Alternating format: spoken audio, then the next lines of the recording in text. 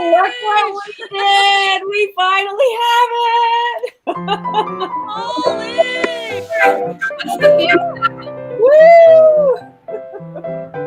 We did it! Oh my gosh. It's really happening. No chicken because we have a book. We have a real live book. It's heavy. It's heavy. All right, Deborah, back. Look, everybody a book. You have to move me back, otherwise I have to shrink about 2 feet. Let me see if I can put you back the way we were.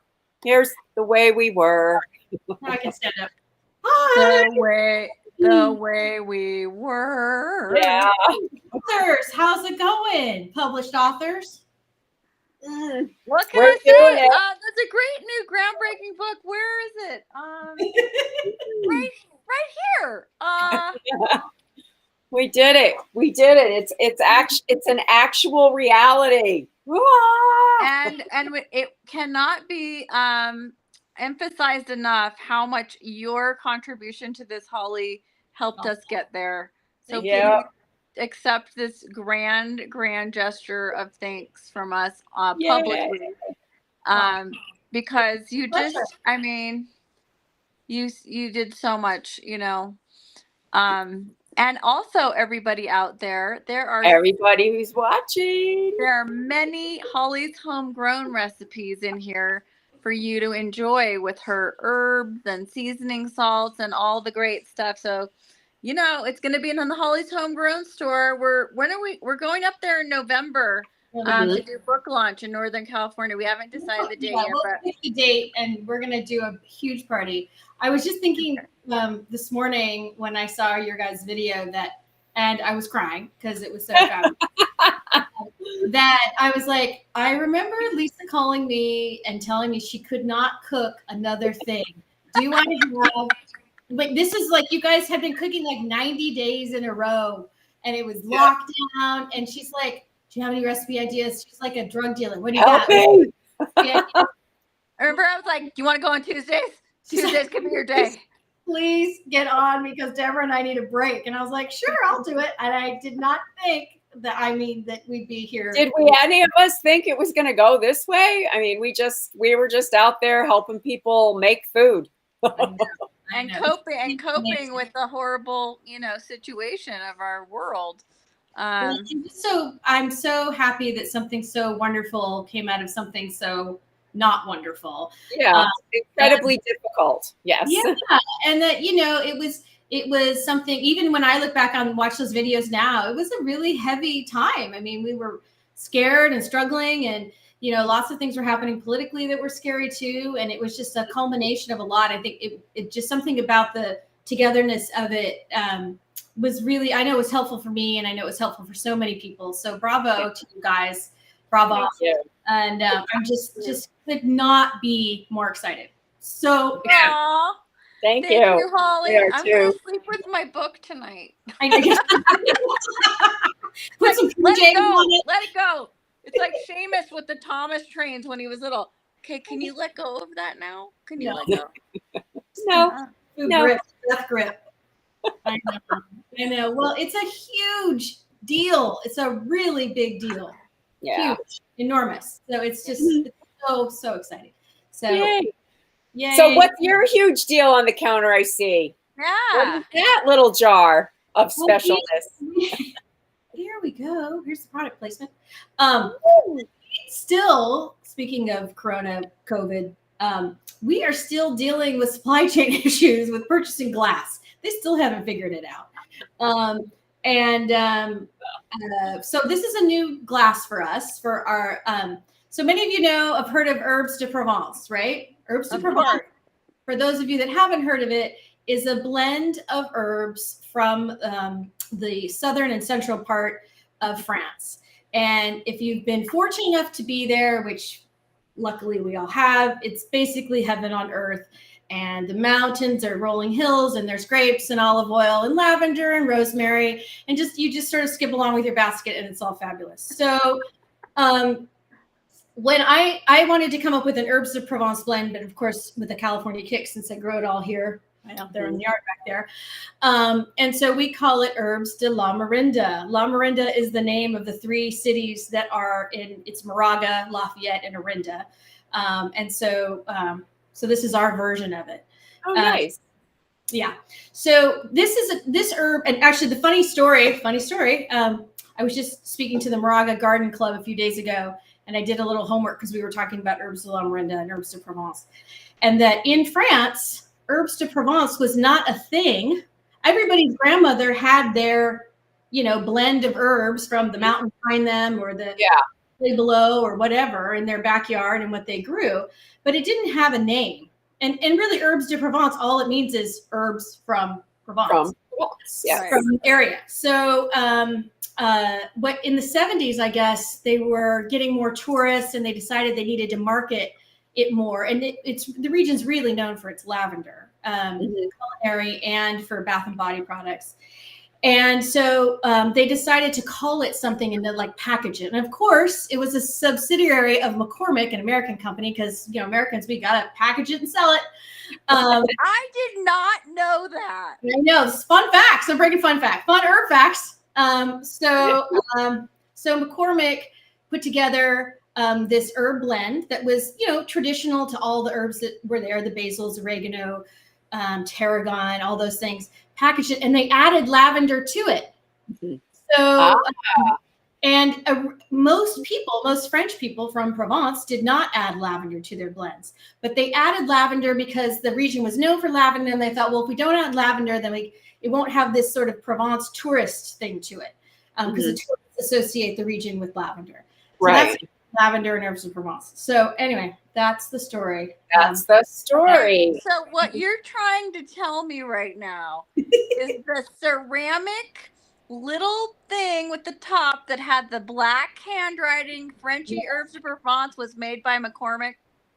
Well, the idea to package it was, yes. And the motivation behind selling it as an item from the region was an American. Wow. Well, that's not awful. That's actually good. And people, look, it's not awful, but I grew up thinking that was a French product. I did not think it was an American product. Well, it is a French product in that it is.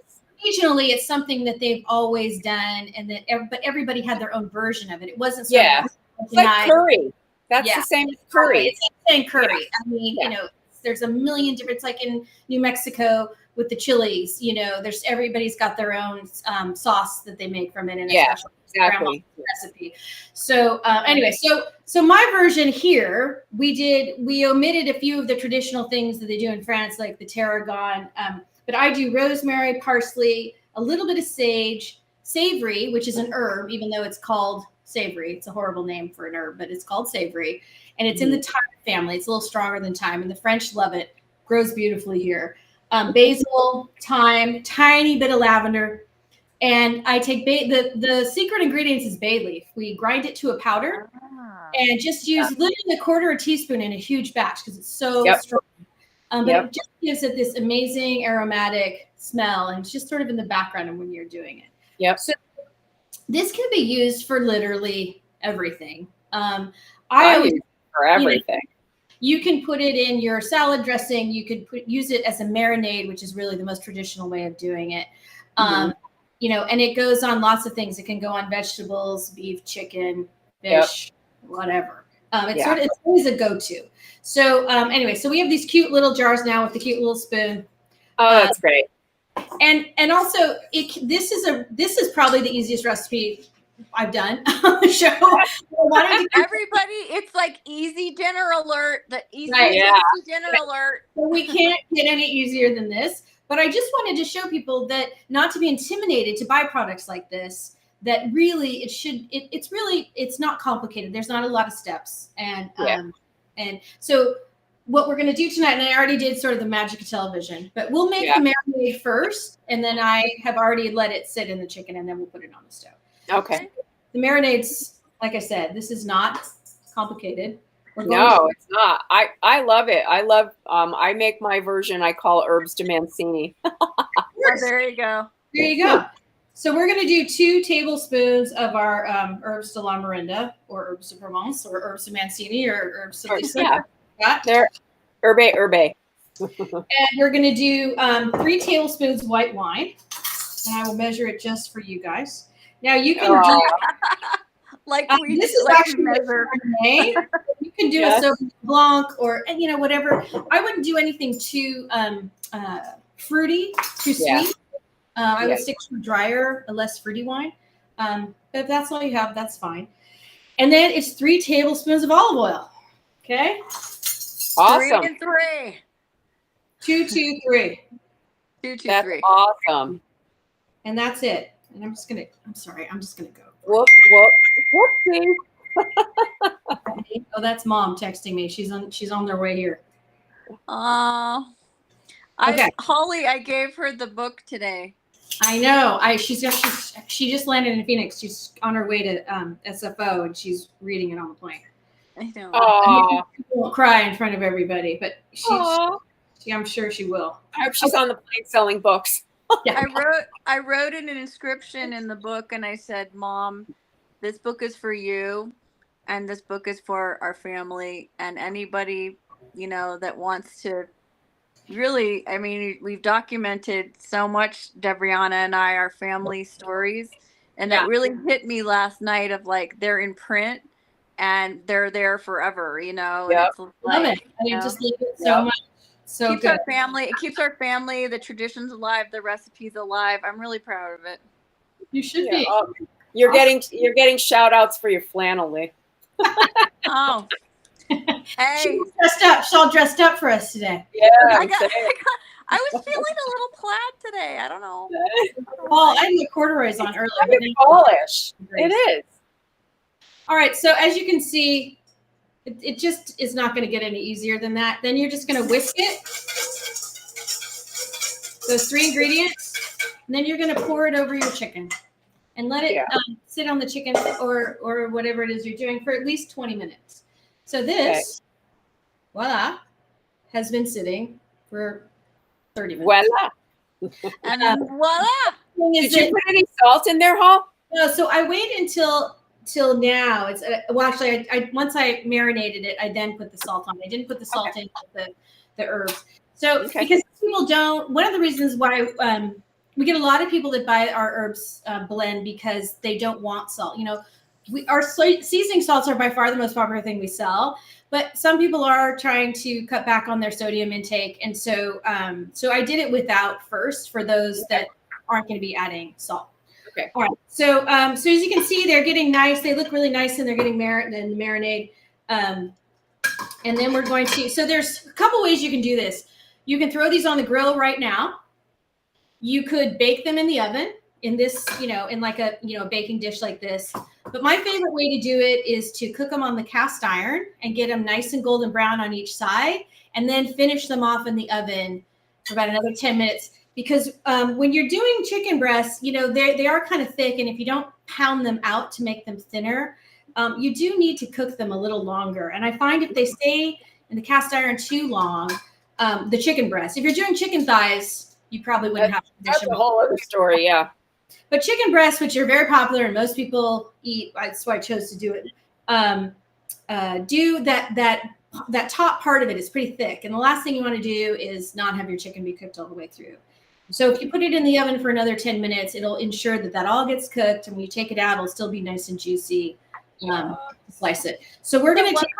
What kind of salt are you gonna put on your salt? I just put on our just regular sea salt. We have a couple Himalayan. We have a flake salt, but I would do just a sea salt or a Himalayan. You don't need a lot. And then I also put a little fresh ground pepper because I really love pepper. So I put a little bit. Yeah. People are raving about your vinegars and salts right now.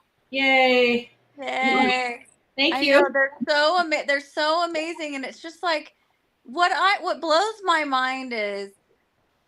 I'm going to put these in the hot cast iron. Different seasoning salts and herb can just make a dish. And, like what you're doing right now, if you didn't put any of that on there and just did it with like oil and salt or something, it would not be the same. And I like to put a little bit, we're going to put a little bit of the marinade in the pan. But then you're going to want to wash this because it has all of the raw chicken stuff. So you can't use that again, okay? Oh, look. Yes, I just put Hollie's Homegrown. Are you shipping stuff, Hollie, yet? You are. You can get all this online. You can get the All right, there it goes. There it goes down there, people. So I'm going to move it over here to this burner because this burner is not working. We're moving it over there. So so we're going to let it brown. And with cast iron, remember, it's always really important to let your cast iron pan get hot first. So turn on the heat, add your oil, let it get hot, and then put your food on. So we're going to let the chicken sit there. So I was thinking of what could go with this. Honestly, anything. You could put this chicken. You could slice it and put it in a salad. You could put it on rice. You can put it on potatoes. You could put it on roasted veggies. So much zucchini right now. So what I made, again, magic television, was voila! Wow, you did your mise en place today. So the actually I'm gonna get this one. This is my doggy pot holder. I think one of you gave this to me. Do one of you give this to me? So Bella's favorite is rice pilaf. So we made a little rice pilaf, but I did a little twist to it, and this is something I want to share with people also. Oh, look! What is that? So Yum, you're making me hungry. I want to come over and have dinner. I know. I'm telling you, when those combination of herbs hit this cast iron, it all of a sudden smells so good in here. Yeah, right. So with the rice pilaf, and I do this with rice too all the time, you can chop up fresh herbs or dried herbs and put them in here while it's cooking. You know that little flavor packet they give you? That's just a bunch of sodium and dehydrated herbs and other things that maybe you don't always want. But sometimes just get the good stuff. You don't have to worry about it. But some of that, you can just do it yourself. We have so many cherry tomatoes right now. So I sliced a couple small cherry tomatoes and I chopped some fresh parsley because I love the pepperiness of parsley. So put a little bit of parsley, a little bit of tomato in there, and then just cooked it just like I normally would. Oh, it's gorgeous. Yeah. And that way it'll be pretty. And then when it's done, which it is, I do like to take a couple more tomatoes. So they're not so, because these tomatoes have kind of cooked down and flavored the block, but these will just be a nice bright flavor. Like a fresh, like a salad. Yeah, tomato. And then we're going to put a little bit of, I'm going to chop a little bit of the parsley. Give that one. Hollie, do you ever do, like, I regularly put chopped garlic in my rice or rice pilaf. Absolutely. You can put garlic, you can put onion. My husband loves to put celery and onion in his rice. I think it's a Mexican thing his mother did, but it's so good. And he chops really small, and he loves to put that in rice. So there you have a pretty, pilaf that it's got all the good stuff from the herbs, and you've got a little fresh and cooked. Hollie, there's a question here for you. Do you cook considerably less per meal now that your son is in college? Well, or we're all just eating more. Is the three of us? There you go. Yeah, you're picking up the slack. I'm gaining weight every month from eating Jack's portion. Yes, and I no longer. My refrigerator in the garage is going to have to be retired. But Bella, Bella plays lacrosse, and she's half Croatian, so that girl can eat. She's good. Yeah, she can put it away. Yeah, and, if you met my husband, forget it. I mean, the man eat. He can eat. Yeah, eat. And this is your mama. Eat, just eat. I know. So I'll bring this over so you can see how the chicken is doing. I think we're getting there. It's not quite ready yet, but you'll see. It's like this. Are you hungry? Oh no, I already ate. I make you a plate. I make you something. Okay, sit down. Once the chicken starts to brown, we're gonna flip it. Oh my God, it smells so good. I wish we were there. Now I want some. So we just give it a quick flip, and then we're gonna let that side brown. So if you're doing it with cooking it in the oven after, it's important not to, only do it so you're browning the outside and the skin. So it's like about 3 to 4 minutes on each side. Get that nice color and that caramelization. Then we're gonna put it in the oven, bake it off, and then when it comes out, I always like to put a little bit of white wine in there to deglaze and get all that yumminess out of all that juice. Then you just pour it on the top once the chicken is done. When you put it in the oven, Holly, do you put it at 350 or what do you put it on? Yeah, sorry. So yes, the oven, preheat your oven to 350.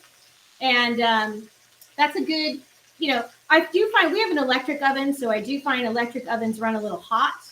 So I generally end up minusing 25 degrees almost across the board for all. I use the gas oven. And then when I got the electric, they heat up faster and they cook a little more evenly.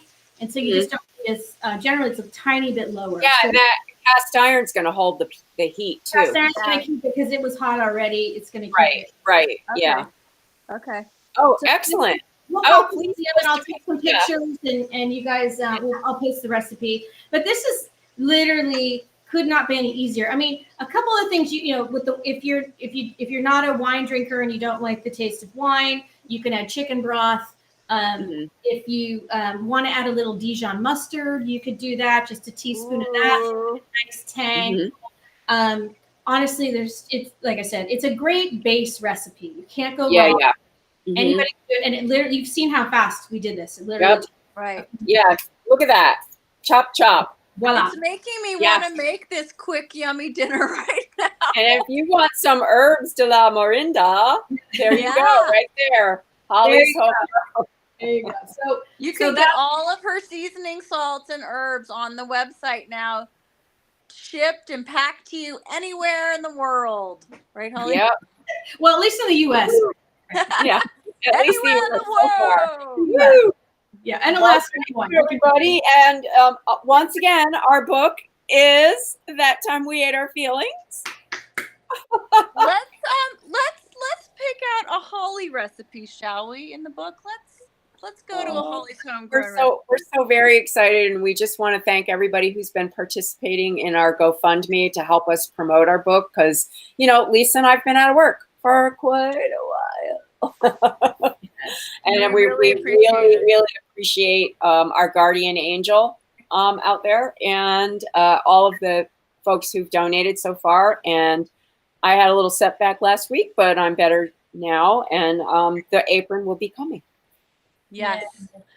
So I want to point something out on page 192 of the main courses, vegetarian fish and eat your meat section.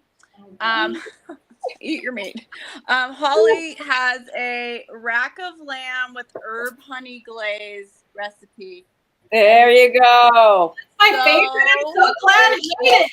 I'm so glad. It's so yummy. It's so yummy. But she's talking about a lot of the same things in here with fresh herbs and her honey deglazing and the rack of lamb. You can't go wrong with that. So delish. Anyway, she's got a lot of recipes in there. Thank you, guys. Thank you so much. I really appreciate it. And we're excited. We're excited to share it all with everybody. And I hope people continue to get inspired by, just feeding themselves and their families and not feeling intimidated and you can do it. If we can do it, you can do it. That's right. Right. So I think that, don't stress out. My favorite part of the book are the titles of the recipes. They just absolutely howl with laughter every time I read them. It's our little wicked sense of humor. No, it's awesome. People do laugh. Morse was really cracking up last night. And I'm like, don't you remember when you're writing this? He's like, I just forgot how funny these were. They were. Well, we were all a little stir crazy, A little bit. It's just like, that slapstick, like, hey, Yeah. But it really, it's completely inspiring. And it makes me just so proud of you guys. And thank you. We're so excited. Thank you, everybody. You can pre-order now. And also, if it would really help us if you guys watching would like and subscribe to our video on YouTube. It's really important for us. And we would so appreciate that. Yes. And Hollie will post this on Corona Kitchen probably tonight because she's going on vacation.